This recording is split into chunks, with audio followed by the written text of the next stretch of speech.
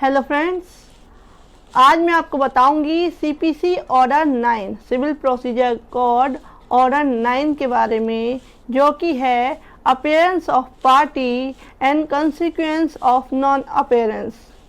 जो पक्षकार है उसके कोर्ट में पेश होने या ना होने का क्या रिजल्ट होगा, ये बताता है ऑर्डर 9।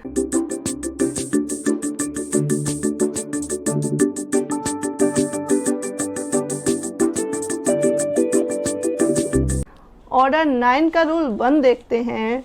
रूल 1 कहता है कि जैसे कि एक प्लेंटिफ ने कोर्ट में केस दाखिल किया, दाखिल करने के बाद जो केस है उसमें जो पार्टी है, वादी या प्रतिवादी, कब अपेयर होंगे कोर्ट में, तो ये बताता है रूल 1 ऑर्डर 9 का कि party to appear on day fixed in summon for defendant to appear and answer।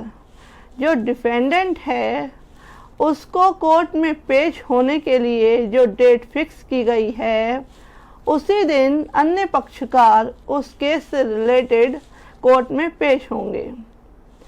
जिस दिन प्रतिवादी कोर्ट में अपने डिफेंस के लिए, जो उसके अगेंस्ट केस हुआ है, उसका डिफेंस करने के लिए, उसका आंसर देने के लिए कोर्ट में पेश होता है, उसी दिन वादी भी उसी दिन कोर्ट में अपने प्लीडर या एडवोकेट के साथ कोर्ट में पेश होगा।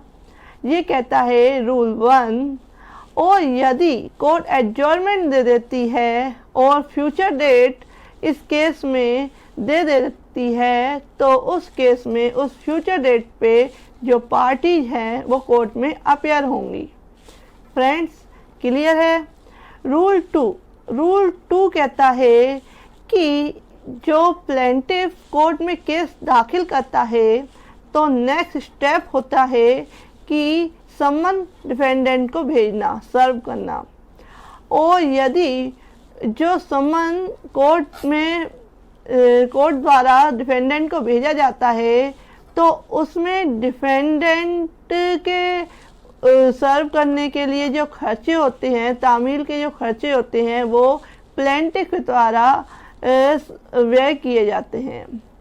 तो यदि प्लेंटिफ इस खर्चों को, इस कॉस्ट को, postal charges and court fees को देने में जो टाइम होता है, ऑर्डर 7 का रूल 9 में जो टाइम है 7 डेज का, कि 7 डेज के अंदर कोर्ट में कहते हैं समन से रिलेटेड जो भी, समन की सर्विस से रिलेटेड जो भी कॉस्ट है वो कोर्ट में जमा कर दी जाएगी। और कॉपीज, जो प्लेंट की कॉपी है, जितने डिफेंडेंट हैं केस में, उतनी ही कॉपीज कोर्ट में दी जाएंगी।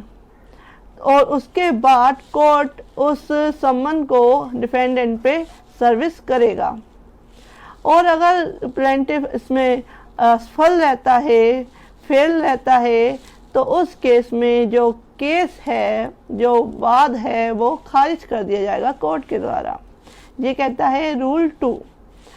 और यदि इस केस में जो डिफेंडेंट है वो स्वयं उपसंजात हो जाता है, स्वयं अपेयर हो जाता है कोर्ट में, तो उस केस में ऐसा ऑर्डर नहीं होगा, यानी कि जो बात को खारिज करने का, बात को डिसमिस करने का जो ऑर्डर है वो नहीं किया जाएगा, अगर डिफेंडेंट स्वयं उस हियरिंग डेट पे कोर्ट में अपेयर हो जाता है। फ्रेंड्स, क्लियर है ये रूल 2B? नेक्स्ट वीडियो में other rule related this order. Thank you for watching this video.